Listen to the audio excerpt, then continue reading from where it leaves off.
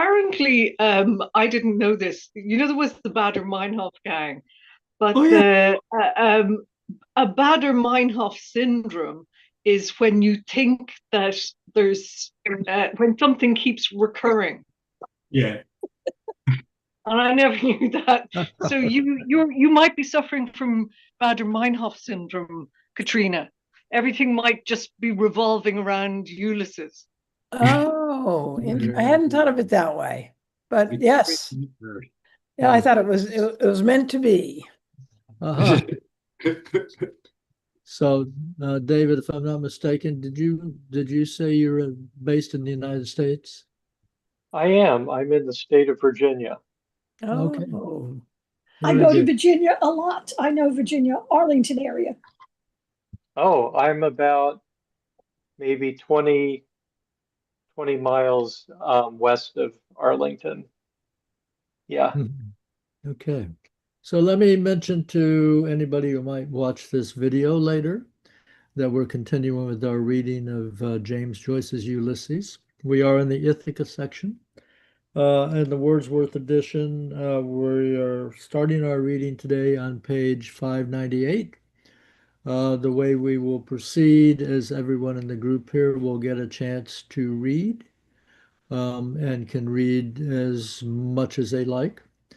When we've completed going through all of the readers, then we're going to go back to our starting point and begin our discussion. And I should tell you that sometimes we actually get through a few paragraphs in our discussions. Sometimes we get through a sentence or two. So be aware, we are obsessed. And with that, I will look at who. Okay, I'm the first reader, so that makes it. All right, so here we go. Um, the setup is Stephen and Leopold Bloom are at Bloom's house in the kitchen talking to each other.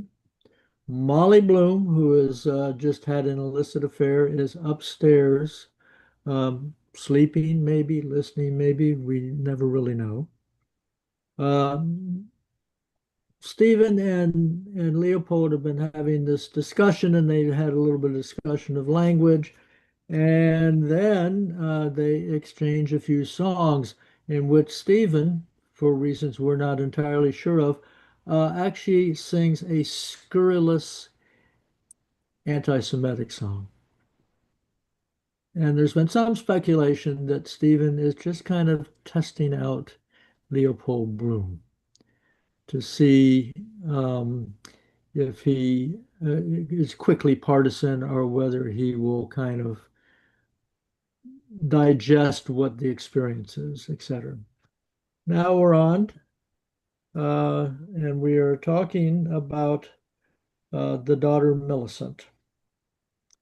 And Leopold, the question is asked, what other infantile memories had he, Leopold Bloom, of her, Millicent? 15th of June, 1889. A querulous newborn female infant crying to cause and lessen congestion. A child named Padney Socks.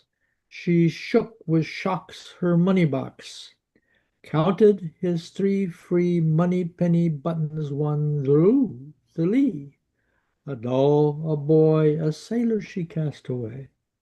Blonde, born of too dark, she had blonde ancestry, remote. A violation. Herr Hauptmann Heinlau, Austrian Army, proximate, hallucination. Lieutenant Mulvey, British Navy. What endemic characteristics were present? Conversely, the nasal and frontal formation was derived in a direct line of lineage, which, though interrupted, would continue at distant intervals to its most distant intervals. Next reader, please, Sylvia. What memories had he of her adolescence? She relegated her hoop and skipping rope to a recess. On the Duke's lawn, Entreated by an English visitor, she declined to permit him to make and take away her photographic image. Objection not stated.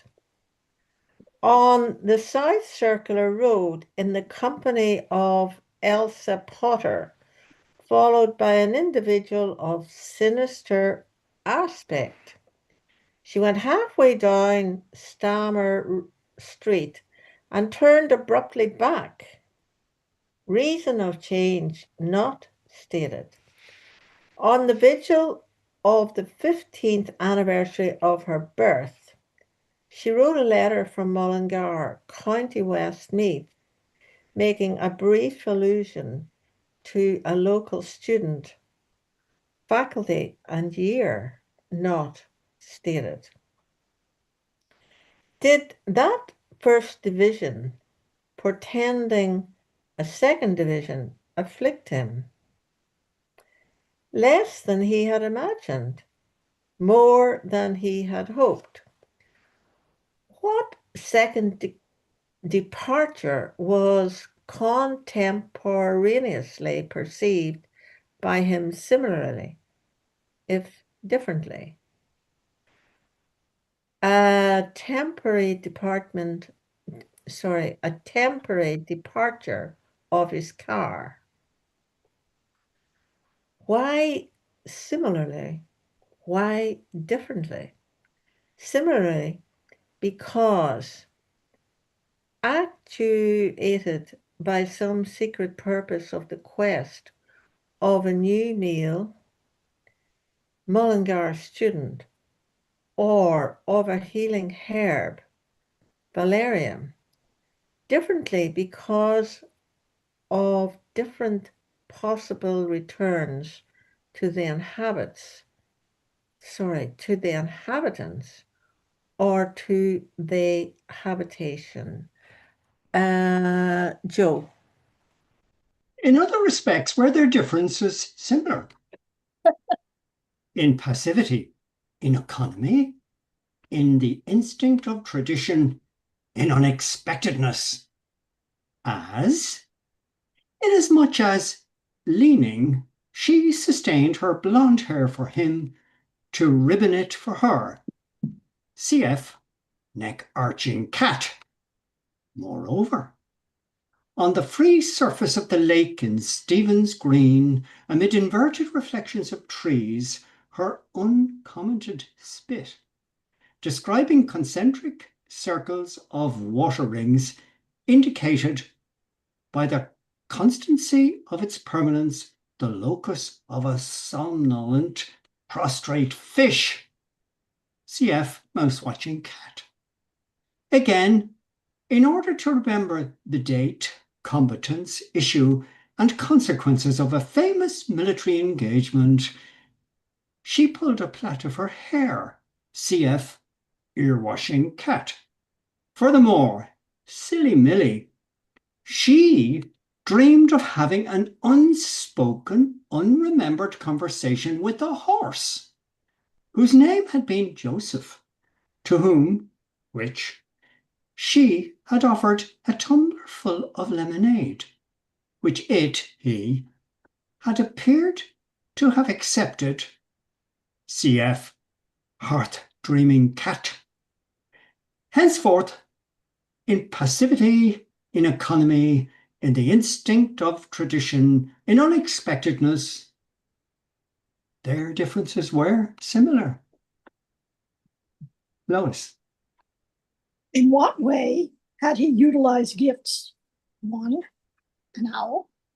2, a clock, given as matrimonial auguries to interest and instruct her. As object lessons to explain 1, the nature and habits of oviparous animals, the possibility of aerial flight, certain abnormalities of vision, the secular process of embalsamation. 2, the principle of the pendulum, exemplified in bob, wheel gear, and regulator. the transition in terms of human or social regulation of the various positions of clockwise movable indicators on an unmoving dial, the exactitude of the recurrence per hour of an instant in each hour when the longer and the shorter indicator were at the same angle of inclination. Ulysses 5, 5, and 11. 5 and 5 and 11 minutes past each hour per hour in arithmetical progression. In what manners did she reciprocate? She remembered. On the 27th anniversary of his birth, she presented to him a breakfast mustache cup of imitation Crown Derby porcelainware. She provided at quarter day or thereabouts, if or when purchases had been made by him, not for her. She showed herself attentive to his necessities, anticipating his desires. She admired a natural phenomenon having been explained by him to her. She expressed the immediate desire to possess, without gradual acquisition, a fraction of his science. The moiety, water, 1,000th part. Next, please. What proposal did Bloom, deambulist, father of Milly, somnambulist, make to Stephen, noctambulist, to pass in repose the hours intervening between Tuesday, proper, and Friday, normal, on an extemporated cubicle in the apartment immediately above the kitchen and immediately adjacent to the sleeping apartment of his host and hostess? What various advantages would or might have resulted from a prolongation of such extemporization? For the guest, security of domicile and seclusion of study. For the host, rejuvenation of intelligence, vicarious satisfaction.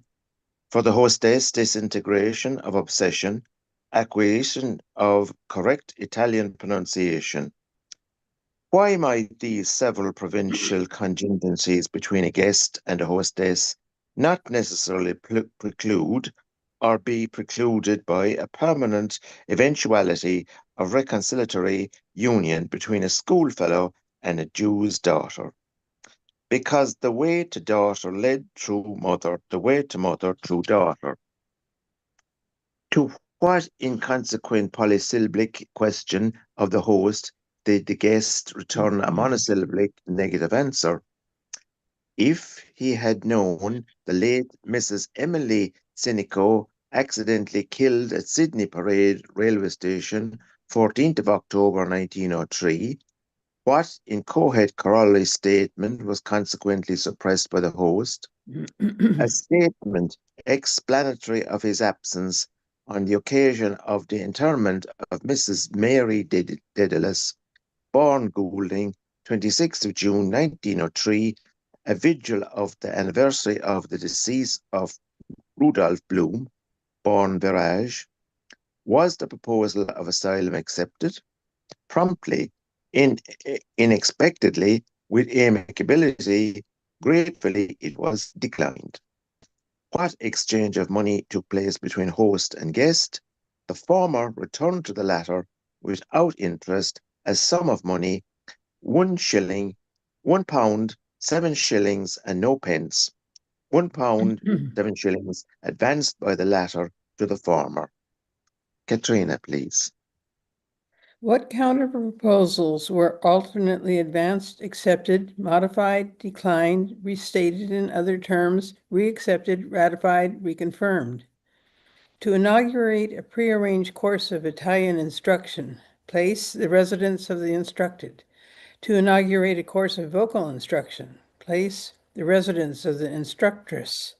To inaugurate a series of static, semi-static, and peripatetic intellectual dialogues, places the residence of both speakers, if both speakers were resident in the same place.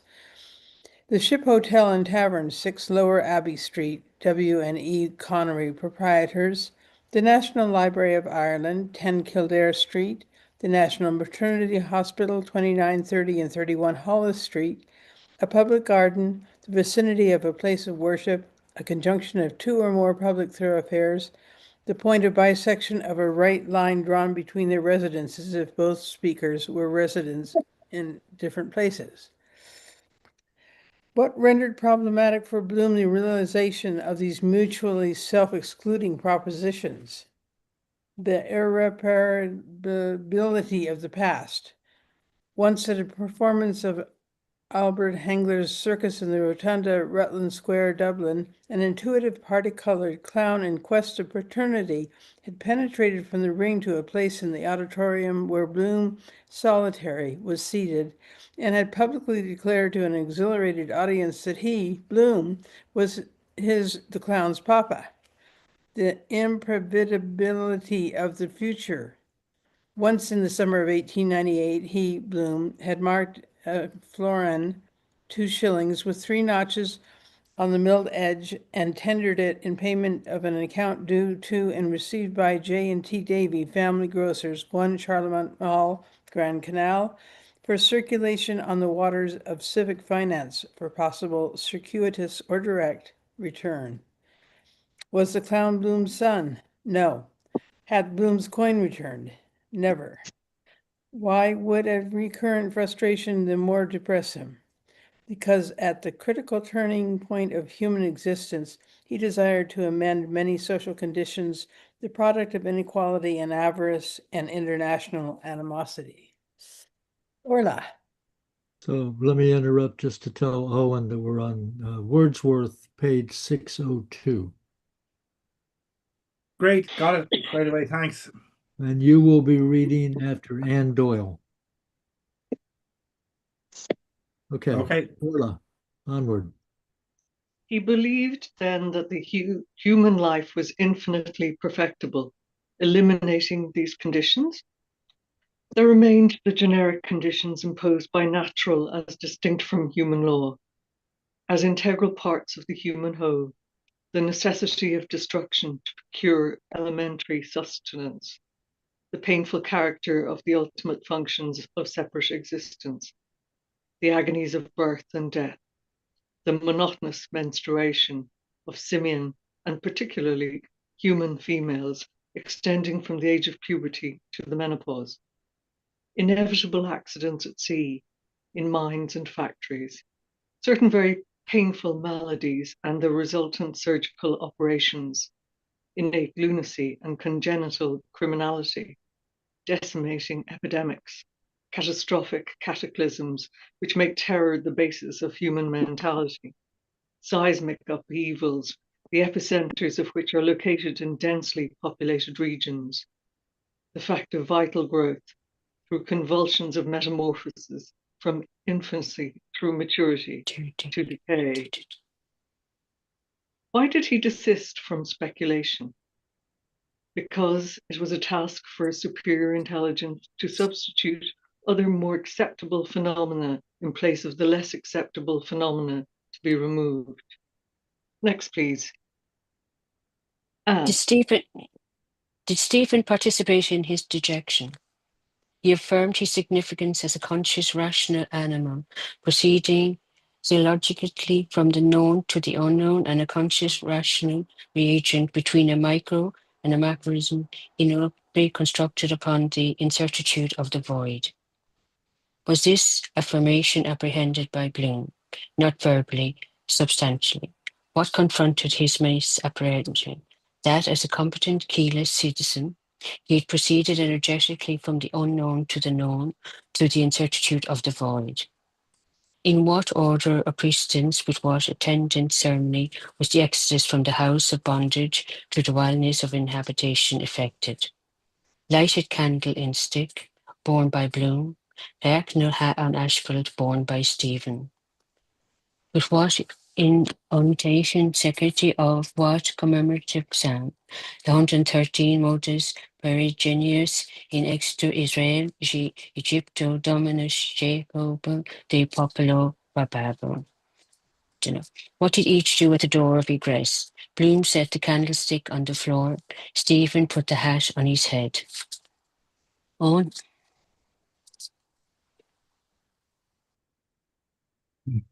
Um, for what creature was the door of egress a door of ingress? For a cat. What spectacle confronted them when they, first the host, then the guest, emerged silently, doubly dark from obscurity by a passage from the rear of the house into the penumbra of the garden? The heaven tree of stars hung with humid night blue fruit. With what meditations did Bloom accompany his demonstration of the companion of various constellations? Meditations of evolution, increasingly vaster. Of the moon, invisible in the incipient lunation, approaching perigee, of the infinite latiginous, scintillating, uncondensed Milky Way, discernible by daylight by the observer placed at the lower end of a cylindrical vertical shaft, 5,000 feet deep, sunk into the surface towards the center of the Earth. Of Sirius, Alpha in Canis Major, 10 light years, 57,000 miles. Distant and in volume 900 times the dimension of our planet. Of Arcturus, of the precession of equinoxes, of Orion with belt and sextuple sun, theta, and nebula, in which 100 of our solar systems could be contained, of moribund and of nascent new star, such as Nova in 1901, of our system plunging towards the constellation of Hercules, of the parallax of parallactic drift of so-called fixed stars, in reality, ever-moving wanderers from immeasurably remote eons to infinitely remote futures, in comparison with which the years 70 of a lost human life formed a parenthesis of infinitesimal brevity. Will I leave it there? That'll be fine. I think, though, that we can go on, each of us reading a small bit, like a third of a page, and we would want to end up where Stephen has left and Bloom is by himself. So that's a mere 3.5, maybe 4 pages from here. So I think that would be that's a good stopping point. It'll help us orient ourselves later on. Is that okay? Okay by me. Okay, Yeah. Lois has spoken. Yep. All right, in that case, I will go ahead and read half of the next paragraph.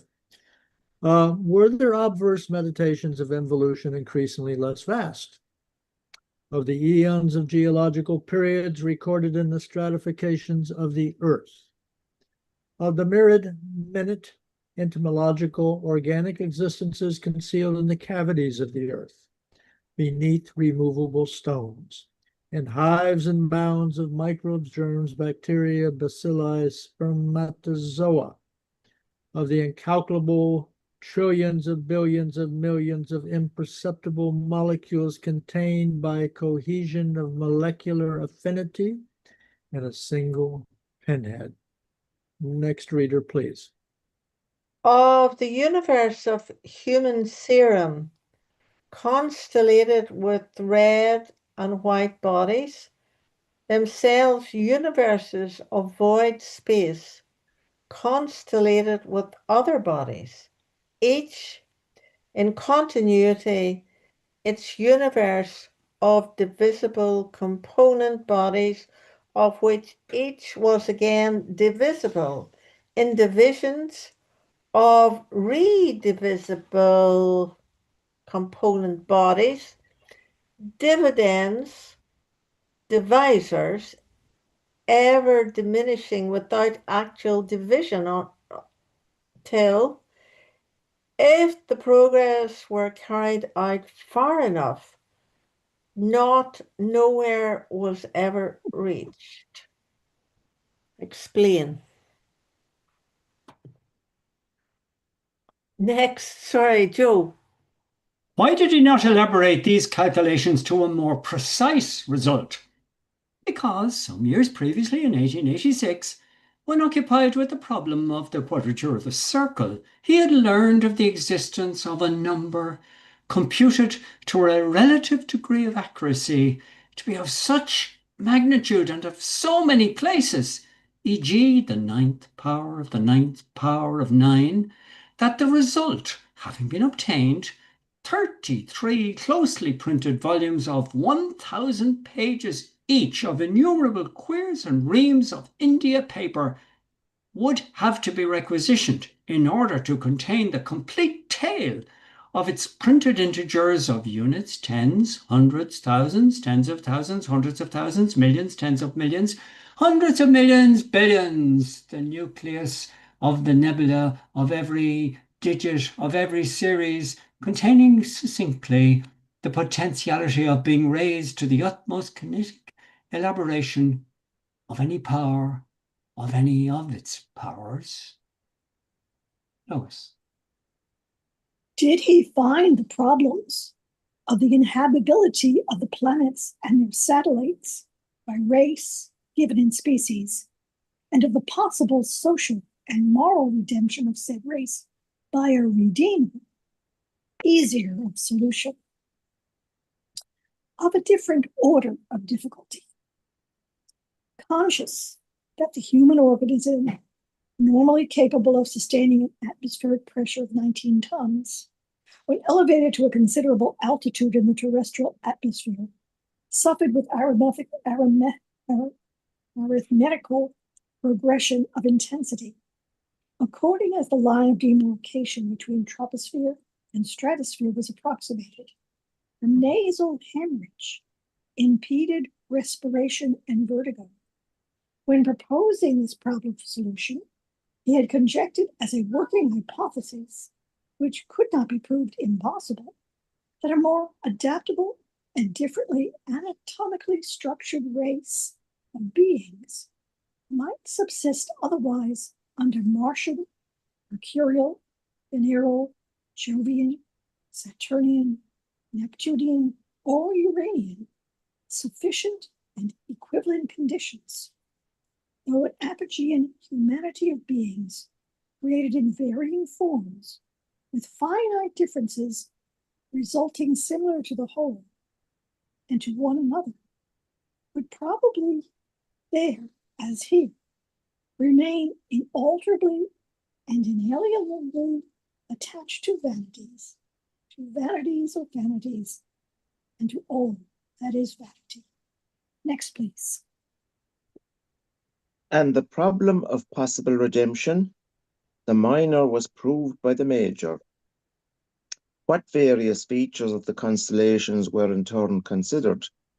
The various colours significant of various degrees of vitality, white, yellow, crimson, vermilion, cinnabar, their degrees of brilliancy, their magnitudes revealed up to and including the seventh, their positions, the Wagoner Star, Walsingham's Way, the Chariot of David, the annular centuries of Saturn, the condensation of spiral nebulae into suns, the interdependent gyrations of double suns, the independent synchronous discoveries of Galileo, Simon Marius, Piazza Le Verrier, Herschel, Gale, the systemization attempted by Bode and Kepler of cubes, of distances and squares, of times, of revolution, the almost infinite compressibility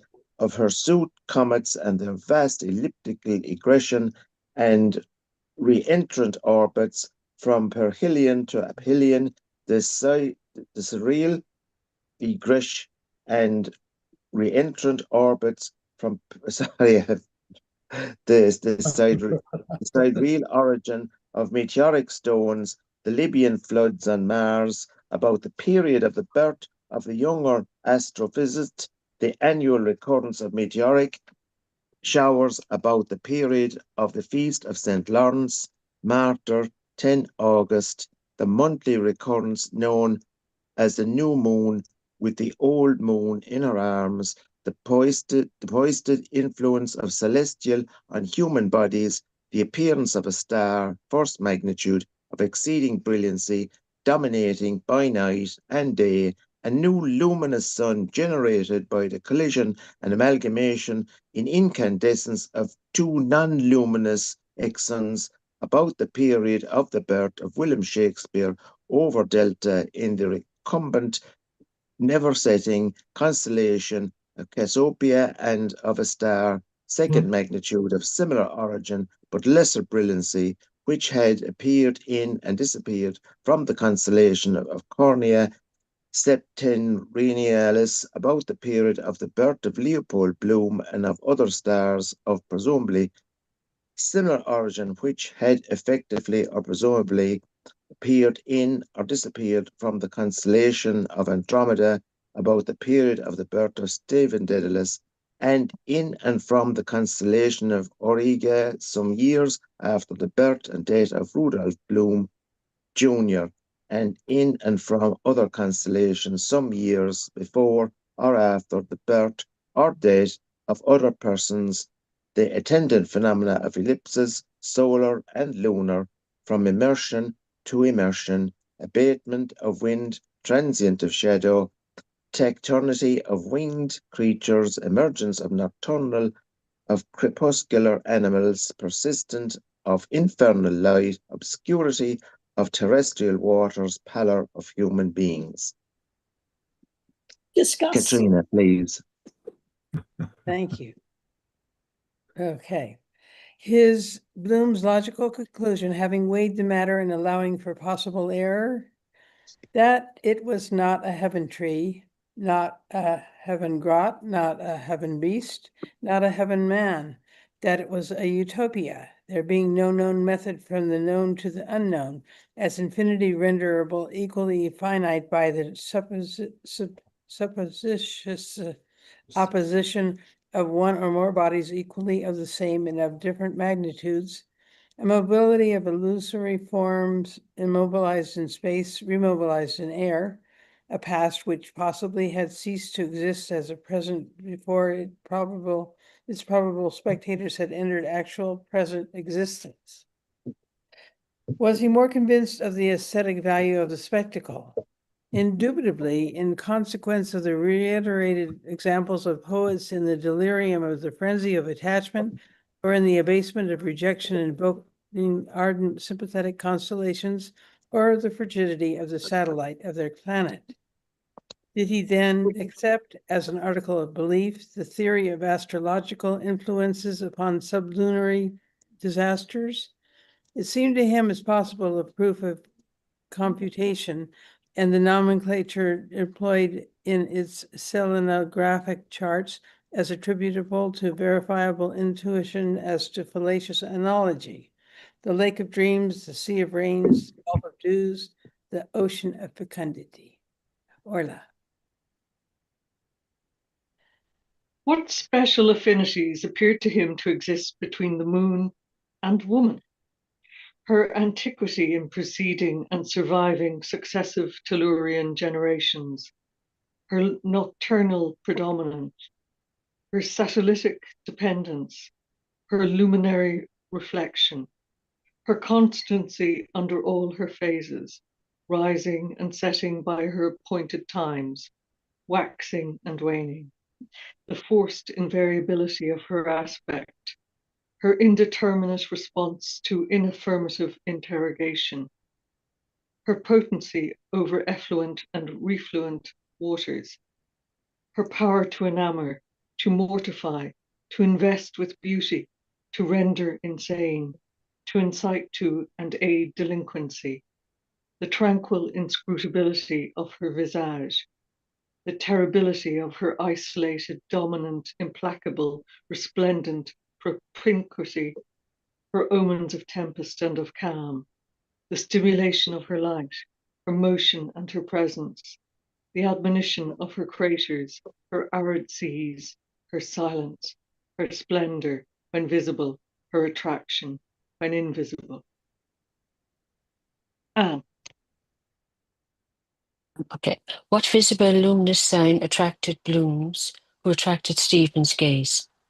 In the second story rear of his Bloom's house, the light of a paraffin oil lamp with oblique shade projected on a screen of roller blind supplied by Frank O'Hara, window blind, curtain pole, and revolving shutting manufacture 16 Ungear Street.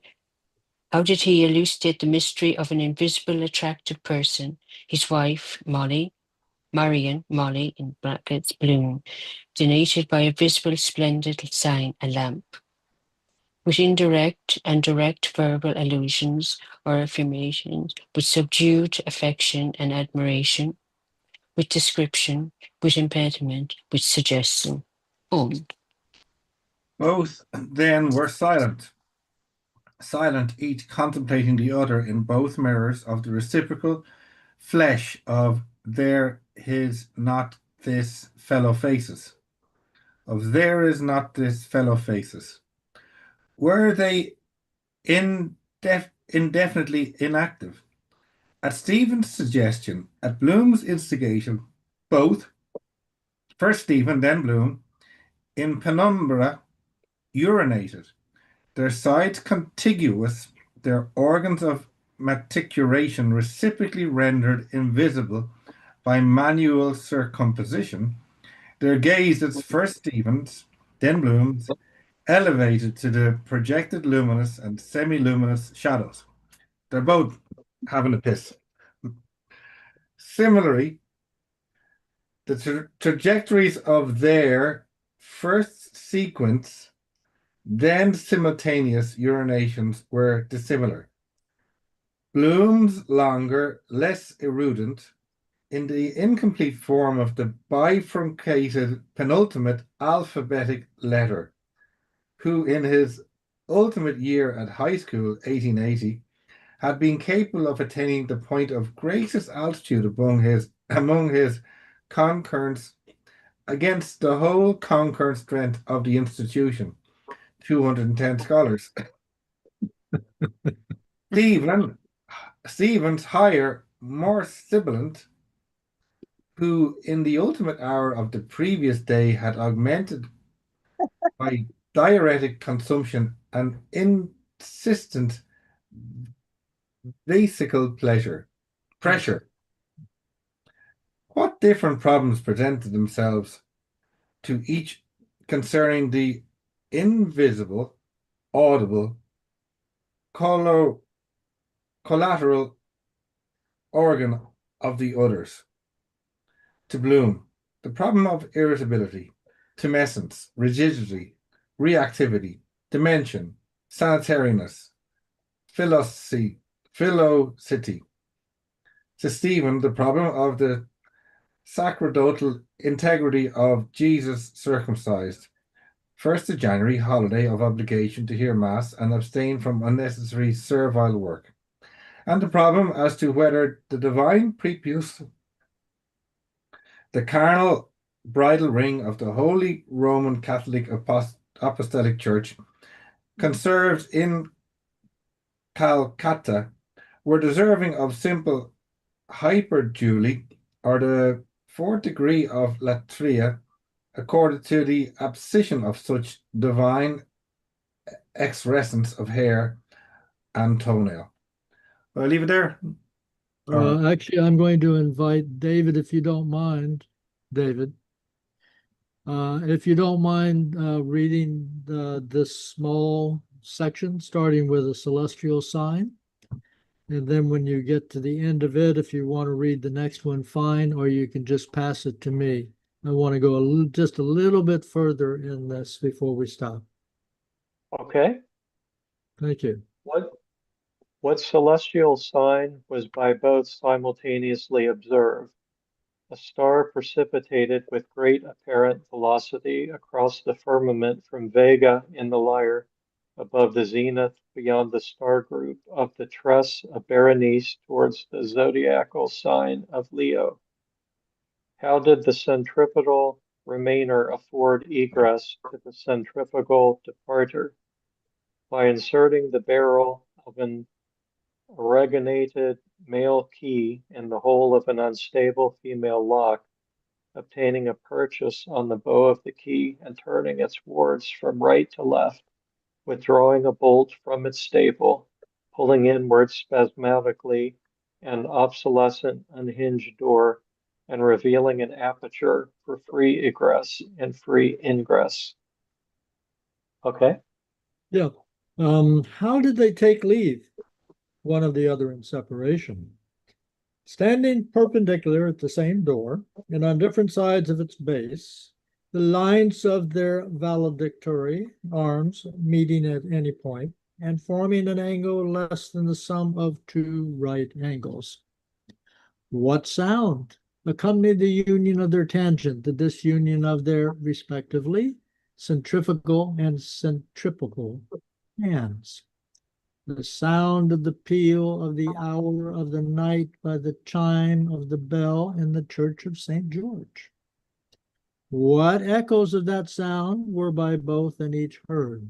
By Stephen, Liliata rutilantium, turma circumdet, eubilantium te virgium, cordis excipiat. By Bloom, hi ho, hi ho, hi ho, hi ho. Where were the several members of the company with which Bloom that day, at the bidding of that peal, had traveled from Sandy Mount to the south of Glasnevin to the north? Martin Cunningham, in bed. Jack Power, in bed. Simon Dedalus, in bed. Tom Kernan, in bed. Ned Lambert, in bed. Joe Hines, in bed. John Henry Menton, in bed. Bernard Corrigan, in bed. Patsy Digman, in bed. Patty Digman, in the grave. Okay, we stop here and go back to where we started for discussion.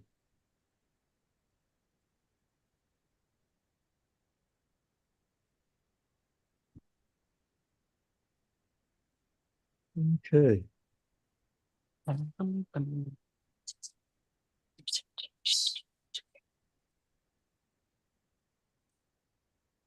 Well, I'm trying to figure out how did they take leave, one of the other in separation? I don't, what, did they hug each other? Did they shake hands? I can't tell. I can't tell from what's written. All right. Oh, well, just right. They shook hands as far as I can see there. With They shook hands. Is that what Yeah. you? That's at the end, though, isn't it? It's where we finished. Yeah, Yeah. that's very near Yeah. the end. Yeah, Shake hands at the end. That's a handshake. that's a handshake. Okay, Um, thank you. that's the whole point of this episode. These explanations become increasingly ridiculous. Yeah, And this is the nonsense of the male to male conversation that will be swept aside like a wave of water coming when we hear a woman's comments. Very oh, soon. Huh. You know. So this the pointlessness of all this scientific argument. You get to try it, a handshake, and that's what you get. Okay, Mhm. thank you. Centripetal. The word hands is the clue. They use the word hands. It's the union, the union, the disunion, their respective centripetal hands.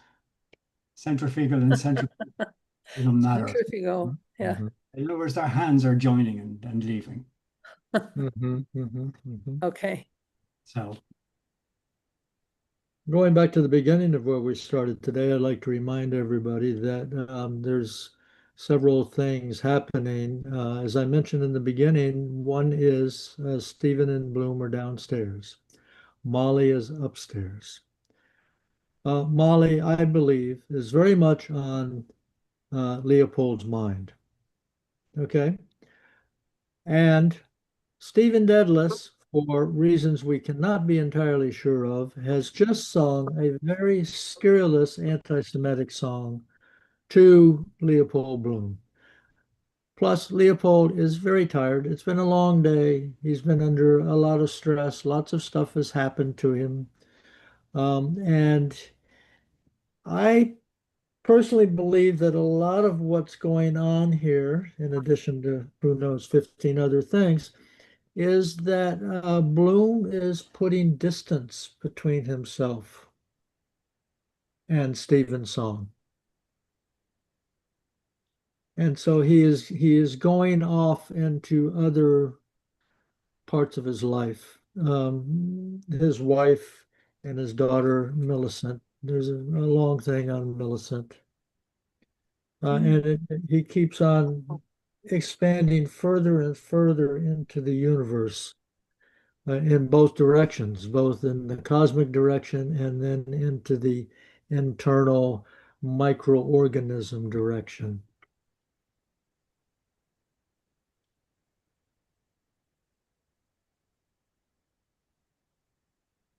And he just wants to, well, okay, I'll go further, you know me. Why stop when I can be ridiculous? Um, I was amazed that I was thinking of the book of Job during this, particularly when we got to all the cosmic stuff and everything is just kind of exploding in all directions, which this whole thing of going into the cosmos and going down, into the ocean and going into microbes is the equivalent of the Lord showing the Leviathan to Job as a way, as a way of saying, don't don't make too much of yourself in all of this. You are part of a much larger fabric. And if you want to keep your balance, you have to keep that whole fabric in mind. Otherwise, you might do something very foolish. So that's the way it comes across to me. Yeah. I think you're absolutely right because the theme in this episode is the bow. This is the bow of Odysseus.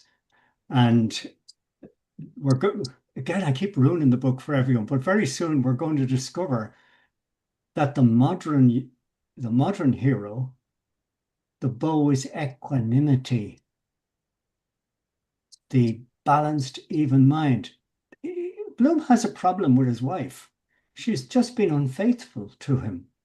What's he going to do about it? And he's going to be in the privacy of his own company, thinking what to do. Divorce? Not yet, this sort of thing.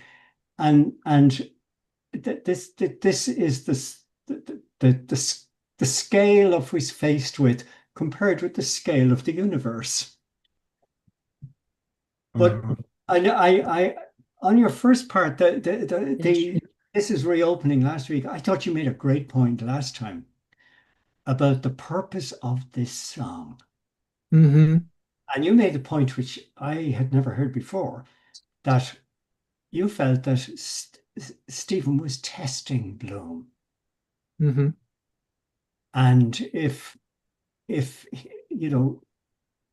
and I have been thinking about that all week, and I've come to the conclusion the model for that dreadful song and episode that so troubled us is James Joyce is Stephen, and this part, and Bloom is a man called Italo Suevo. Remember that name, Ettore? Right, right. And in Trieste, Bloom was a young man. We call Suevo because that's the name he adopted. Right, right. Suevo's 19 years older than his English teacher, Mr. Joyce, and they become friends. But he's not of Jewish extraction. He is Jewish. Right. His wife is not Jewish, beginning to sound like Bloom. And he's also not very serious about Judaism. And that would be an important point for Joyce, who has rejected nationalism as a basis for literature. Mm-hmm. Itelesweva was a writer, and not a successful one. And Joyce took an interest in his writing, but he didn't want to become connected with another Yeats. And this is I'm taking us back now 3 or 4 weeks of reading. Okay. Yeah, great. Problem Joyce has with Yeats that he was a nationalist. Yes. Mm-hmm. Deep down, it was Ireland for the Irish, arm yourselves to the teeth and all this kind of fighting stuff. Joyce doesn't do that. But he knows about the Zionist movement. This is where he learns it. He learns all his Judaist knowledge from Suevo. Oh, because they become very good friends. But Suevo is not a Zionist. Mm-hmm. What's happening now, the characters are going through the phase that Joyce must have gone through with Italo Suevo, of discovering that he didn't react to an anti-Semitic provocation with a Zionist type reaction. Mm-hmm. Mm-hmm. And he just kind of shrugged his shoulders type of thing. And it was possible for them to be friends. And that's what's happened. Bloom and Stephen would have had a reservation about Bloom, and it's gone. They're now friends, and he's going home. And so I think that that, by the way, may be an original finding, guys, which is the second finding we've had in this reading in the last few weeks. I can find no commentaries indicating that as any explanation of that song. But it's very, very clear if you read Ellman and so on, all this is happening in 1907 to 1909, and they remain friends. And Suevo goes back to writing and becomes successful.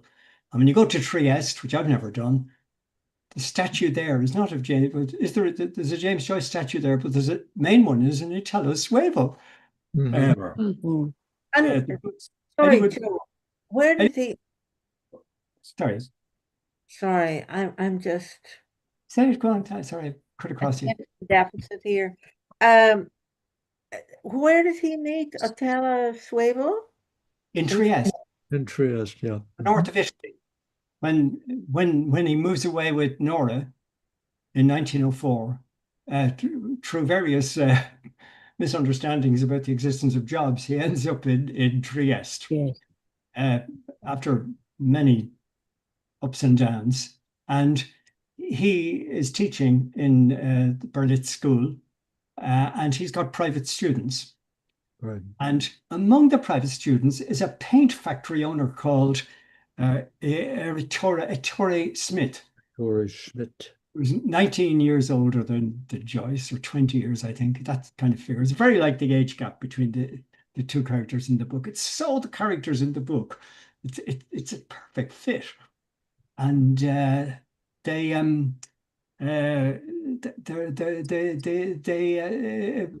so teaching English, they become friends, and as a result of encouragement for Joyce, who's not exactly a successful writer, he goes back to writing. He changes his name to Suevo because it sounds Italian, and is now got a statue to himself as a famous writer. In Trieste, which is the center of the that's where all the great and the good. After Bloom's week, they fly like birds to Trieste to continue the stuff they go on with in Dublin over there, and they'll shortly be back to start again here in Dublin next week, actually. So, but that's kind of, but that's like. I've never had that song explained to me before, and it comes out of your comments last week, Duncan. So thank you. Yeah, and I thank you very much for your comments about it. I would also like to add at this particular point that Stephen Dedalus knows he's an asshole. And he's very acerbic. And he knows if he's ever going to be friends with anybody, they have to have a certain tolerance for his assholery. And so, in addition to testing out whether Bloom would be a partisan, I think Stephen is also testing out whether Bloom can put up with the full, in-depth Stephen Dedalus, who, even if he can be a little polite for a while, he is going to step on toes, and he knows it. So I think that's also a part of it. Great point. Yeah. And Joe, did you say that after that Stephen Dedalus goes home, or that when they split up? Did I thought I wasn't sure if that's what you said. Where No, does he go? No, he did. He doesn't. We don't know, right? We don't No. know. But we Okay. know He's homeless. we know what time is that on the clock when the clock rings? Is that 2 a.m. or 3 a.m.? Yeah, it's very late. Sunrise begins at 3 a.m. So he's the sky is beginning to lighten. I'd say he's not going anywhere, you know. He's just going to start another day It's just because he has no place to go, too, right? he's no home. Yeah, he's pulled out of the tower. Right. And given the key away right in the very beginning. He gave the key. Yeah. So we don't know whether they'll ever see each other again. No, we don't know if they'll ever see each other again. Yeah. But it is the 16th of June, 1904.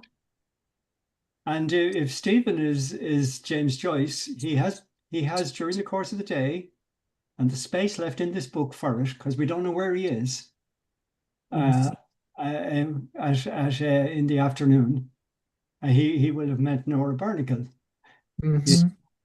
Stephen, but he's looking for a place to put his head down. Yeah. He's looking for a couch to surf on, to use the mud. Or he's looking for someone to walk up the hill with and sleep in Hoth Head and among the flowers and the grass, preferably with a soft bosom to lay on. Yeah. But that's the romantic, melodramatic version. And why won't you stay at Bloom's? He's just to say we don't know. Would you? No, but if he's got nowhere to go, why doesn't he couch surf there? I mean, I know that Bloom has notions about him staying a long time with them. And is that the only thing the text says he declined. It doesn't say, gratefully and thankfully and everything else he declined. Isn't that the phrase? Yes. As Leopold Bloom had earlier declined many years before. I forget what he declined many years before. Perhaps Stephen's father had invited him to something. Yes. Yes. Very good. There was an earlier, Bloom had done it before. Yeah, that's a twin. Yeah. Stephen invited him, not Mr. Dedalus. Wasn't it Stephen as a boy invited him? Yeah. Oh, that's possible. Yeah. Twice. Yeah. Right. So now there's a twinning of each of them do things. And there's another one. So there you go. Wow. Anyway, I'm sorry for pulling you back into last week, folks, but No, it's perfect. Well, that's what we're here for. Yeah, thank you. Happens.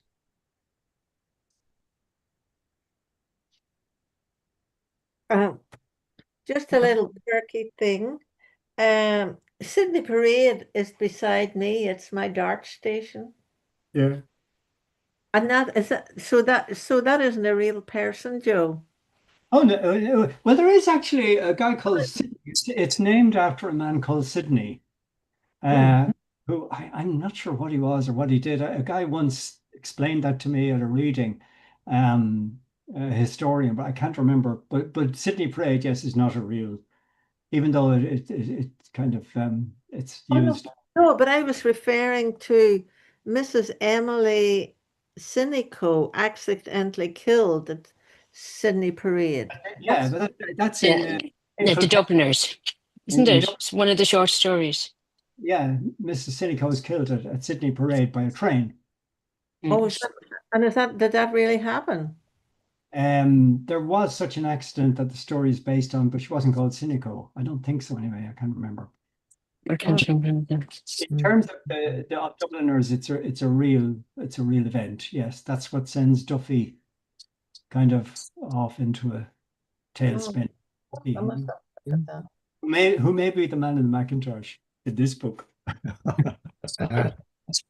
Anyway, that's just a little aside. It's a great one as to why he's thinking about Mrs. Cynico.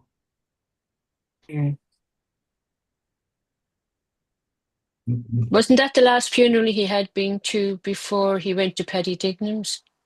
The funeral he attended, and why would Leopold Bloom be going to Mrs. Cynico's? Yeah, we didn't figure that one out. Because she There's plays mention. Oh, but it that we have. says if he had known the late. Yeah, if Stephen had Was it known, Christian? he asks Stephen. Yeah, he asked Stephen, does he know? Did he Stephen, know her? All right.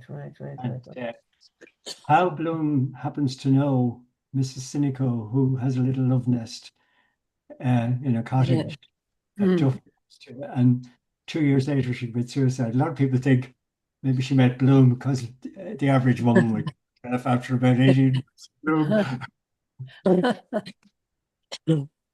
Not to do for old Duffy at all. Could she have been an earlier pen pal of one Henry Flowers? Yeah, precisely. Was she one of the 45 letters that Henry Flower has received? Yeah. I can. What time is it? I can say that. And Gifford has it at 2:30. As you probably know, there's the hey ho, hey ho, hey ho, hey ho. That's the right sound of the bells. That is the sound of the bells. Hi ho, hi ho, hi ho, hi ho. How do we know that?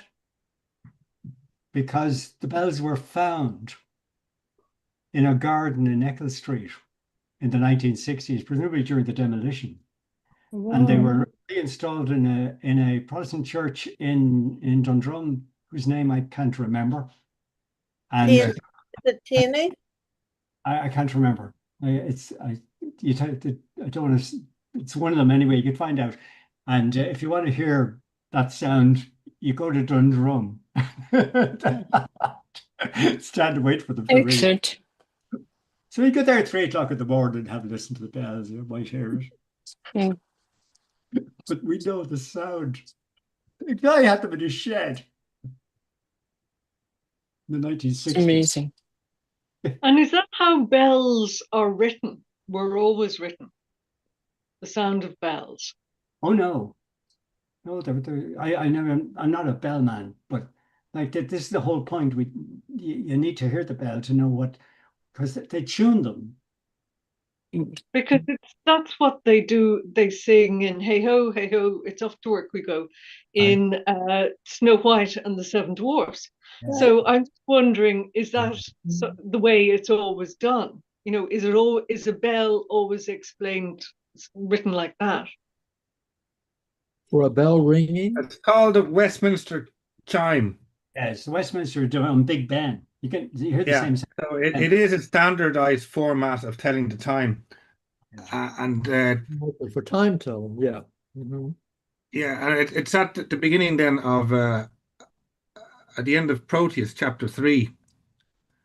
It tells the time as well, so we know what time it is. Well, maybe not actually. I can't find it in Proteus. Yeah, and the number of hi hos we know it gives us the half hour. Yeah, and the hour, when it hits the hour, you get the number of gongs. Gong, gong. But when Stephen hears the bells, when Stephen hears the bells, he in his mind, he hears the Liliata Ruliantium Turmasum Panda Iliata. He goes through that Yeah, Liliata Rutilantium in his brain. yeah, But Bloom just hears ding dong, ding dong, ding dong, ding dong. yeah. Because Bloom's association with the church is very tangential. Yeah, I mean, he's only there because Molly was a Catholic. yeah, yeah. Well, these bells were in St. George's Church, which is Yes. literally around the corner from where Bloom lived on Eccles Street. Oh, The yeah. church is still there. It's not a functioning church anymore. Well, not from a Catholic point of view. There may be some sort of services there, but not masses. Yeah, it's a stone throw away. Yeah. But you see, Stephen is very affected by the death of his mother. Mhm. This is what makes him Joyce. Like I for a long time I always thought it was overdone, but I didn't realize that Joyce's mother took, was it 4 months? This green bile that Mhm. was coming up right from the start with the shaving, the bile, the mother's spittoon beside the bed. His mother took, it was either 5 months or 4 days, or 4 months and 5 days to die of Right. cirrhosis of the liver.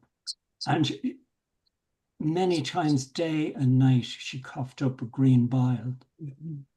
And Joyce had to live, he went home for it because his mother was dying, and he lived in a very disturbed house with that going on, including his father losing his temper with their mother for not dying, his mother for not dying, and father couldn't cope with it. So Stephen is a very upset little boy. And when he hears the bells, he hears that's the prayer for the dying that he's hearing. The liliatum is the lily, is the symbol of death, and all the saints coming to guide the soul to God. Right. Right. And he was very young. Yes, and he was a very Very young, young. And very then it's very hard for a young person. I mean, when you're older, it's still very hard. But when you're young, it's horrific. yeah, absolutely. So I found a document here that Kenji, Kenji, the Yeah, Japanese guy, yeah, gave me there on Bloomsday. So it's the history of the bells. So right. Saint, just to paraphrase here, and um, in 1990, St. George's Church was sold, but the bells were not included in the sale. Some At the time, some bell ringing enthusiasts approached the rector of Tanny. Now, Tanny is over in Dundrum, is it? Taney. Yeah, Amy, that's what you said. Tiny. Amy. Taney, about the possibility of using the tower at Christchurch, Taney, as the new home for the bells, and that was agreed upon. Yeah, Taney, I don't know where it is. yeah. The bells were Dundrum. taken. They were taken out of commission, Mhm. and they were lost for a while, and then they found them. See if I can put. I'm going to take a snapshot of this and put it into the group Yeah, chat. yeah. Carry on, because this could take me a while. So any of the Finnegan's Wake people, I would just like to mention that a lot of this cosmology Yes. seems to me almost comes directly out of Bruno.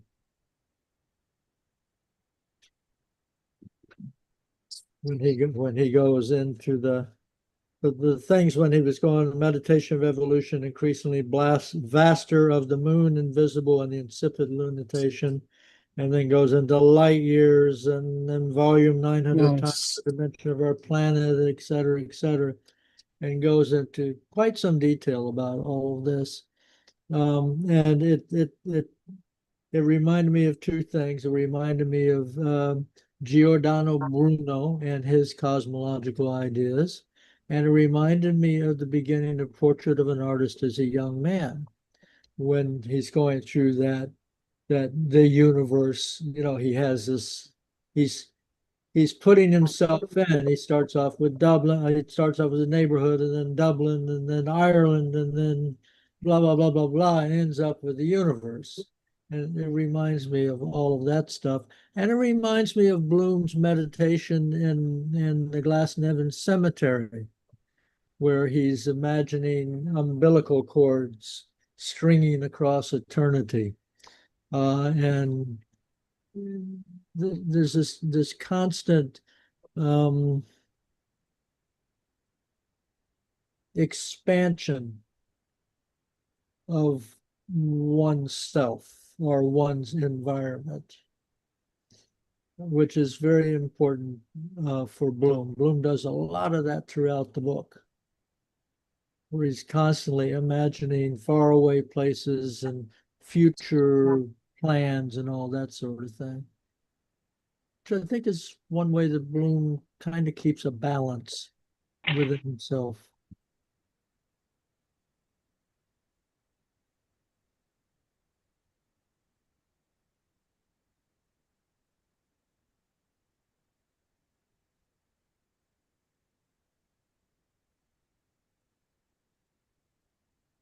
Can you see the chat on?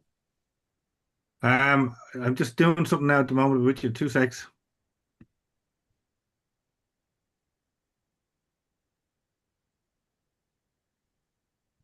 Oh dear.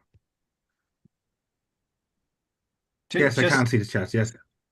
Dawn was Can you? Sorry, I was just going to say, can you see the emails there for you? Email addresses. You might have come too late. I've only got Joe's email address. That's all I've got. Okay. That's the only one that was put out to them. That Dawn was at 33. And okay, there's Anne's. Yeah. There you go. Dawn wasn't okay. Oh. I can't help it. A WhatsApp group would probably be the best, would it?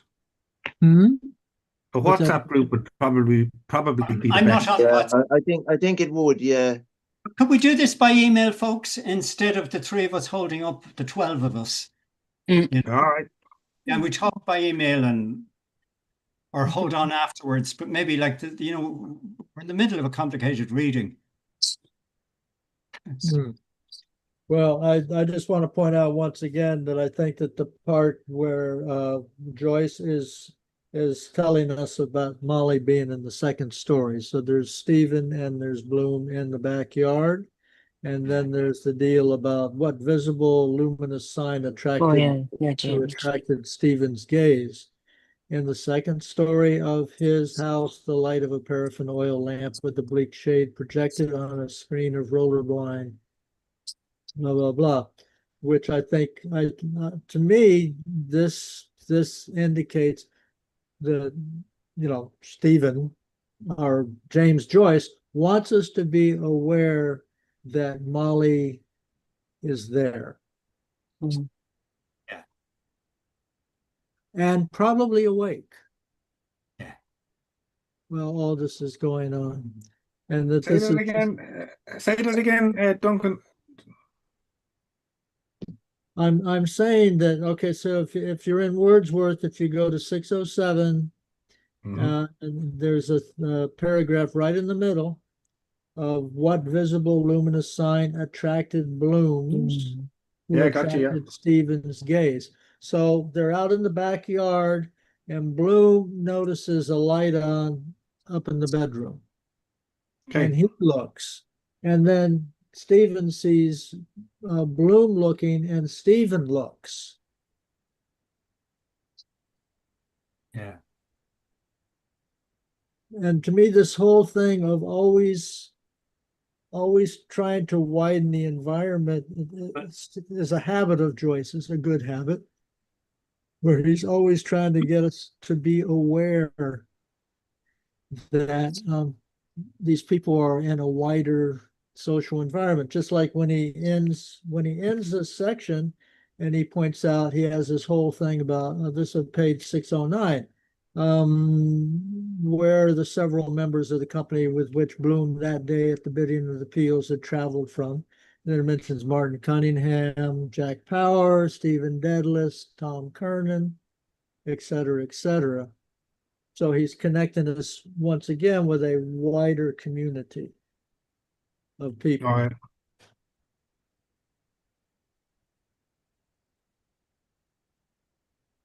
So, I mean, personally, I like that.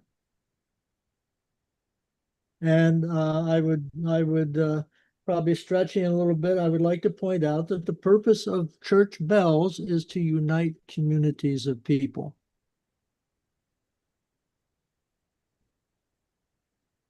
One in time, when the various services are. Also, the church bell was frequently used in medieval communities to summons people together, all this sort of thing. So I find it small but interesting that right after the bells, then there's this whole thing about the other people who have been in the story. And for David, I would just like to say, David, a lot of what's going on in Ulysses is it's very much, this is kind of trivial, it's very much like a 4 or 5 level tic-tac-toe game where parts of the book are constantly being related to other parts of the book through little signs and simple symbols and mentions of names, et cetera, et cetera. And, one of the interesting nerdy thrills that we get is when we discover another connection.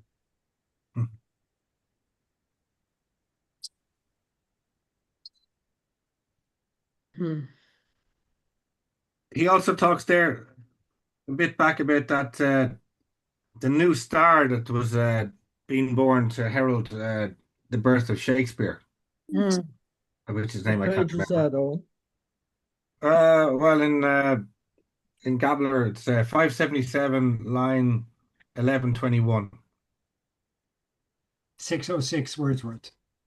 Uh, Top of the page, 6 line down. it was a bright star that was discovered, and it shone for I don't know, like it's a while since I read about it, maybe 6 months, 6 weeks, 6 years. But Bloom has it here, or this is written here as if it was to over the delta of Cassiopeia, and a star of second magnitude or similar origin of lesser brilliancy, which was appeared and disappeared from the constellation, and it lasted for a couple of years. Yeah. Okay. And Cassiopeia is very important to Stephen because it's got the letter W, William, as in Shakespeare. Yes. That's right. Okay. I would also mention, I'm sure, Joe, that you could probably name all the mistakes that Bloom has been making in his descriptions of these stars. That's another, Bloom is a very much a Renaissance man, but he frequently gets his facts wrong. He makes. If I could just before we go, it's a funny thing here. I only noticed it this evening, and maybe the females might know this, but the males will definitely know it. But work with me if I struggle to describe it properly. The two men are out the back urinating, okay? Yes. And it often happens at a certain point in the urination of a man that instead of having one steady stream of urine, it will break into two. Like a Y. I'm sure like a Y, yes. Like a Y. But except he doesn't say that here. He said it's like the penultimate alphabet letter, exactly like a Y. Like a Y. Penultimate alphabet letter, the Y. And bifurcated means to divide in two. What you're saying. Where, pray, is this? Did you miss that? No. don't know what I mean. Gabler 577. 577. Okay. All right, Six, so 608 Gabler, Wordsworth. Gabler. Okay. Second paragraph. By the way, that's one of the bows. We've crossed two more bows there in the last few lines, a few sentences. When we were in the stars, we had the monthly recurrence known as the new moon, with the old moon in her arm. Yeah. Well, that's What is that? Is that a reality? uh, I know a new moon, but I had no idea of it actually holding another moon. the yeah. Well, going by Sloat now. You Mhm. an anonymous Scottish ballad. Late, yestereen I saw the new moon with the old moon in her arms. Okay. Don't ask me. I couldn't, but that seems to be a bit of a song. But that's kind of looks like a bow if you imagine it enough, as does the letter Y. And What does so the word less erudent mean? IRRUENT. And Stephen's been more sibilant. I don't know what those words are. Look them up. erudent is powerful, speed or flow. And Bloom. Okay, yeah, well, this would make sense. Stephen is a much younger man. Yeah. And Bloom is beginning, he's not exactly old, but he's considerably older. And that's exactly true. And I think that's actually supposed to contrast with the fact that Bloom, in his ultimate year of high school, had been capable of attaining the point of greatest altitude. Yeah. Which is I'm sure you ladies are aware that men have pissing contests, literally have pissing contests. Young men don't. Particularly when they're in elementary school and high school. Yeah, it's a phenomenon among young males, but it would appear that Mr. Bloom's prostate is beginning to moderately enlarge. It happens. He's 38. Yeah. I don't know if it starts around then, but that'd be young to start. Yeah. Well, I have a more literary question. All right. When I read this phrase, I couldn't figure it out, but I think I do now. In that same paragraph where we're talking about Cassiopeia and the birth of stars at people's birthdays, there's an expression called that is a hirsute comet. Now, I always thought hirsute meant hairy. Mm-hmm. And the more I think about it, I'm wondering, is he using the word hirsute to describe the tail of a comet? I think the sparks that kind of come Yeah, off the tail of it. Which would be kind of look like hairs, I guess. Okay. That's just a guess on my part. Yeah, and that's my similar guess. But I was trying to think of a hairy comet. Is this something that I missed? Where is that? In Gabler, it's 11. 606. Page 575. What line is it? Is about 11, 12. Forget Gabler. Duncan, what line is it? Oh, I'm sorry. Hold on. Let's see. This is right after William Shakespeare, right? Right above, about 18, right about 10 lines above. It's like line to the star. Okay. After he mentions boat in Kepler. About 10 lines above Cassiopeia and William Shakespeare. New moon. Anyway, it's there. Anyway, it has the expression hirsute comet, right? Is that the expression? Yes. Yeah. Okay. Okay, guys, I'll see you next week. I have one or two emails and I'll email and get joined into the group. Yeah, bye, thanks. All right. Well, lots of fun at Ulysses.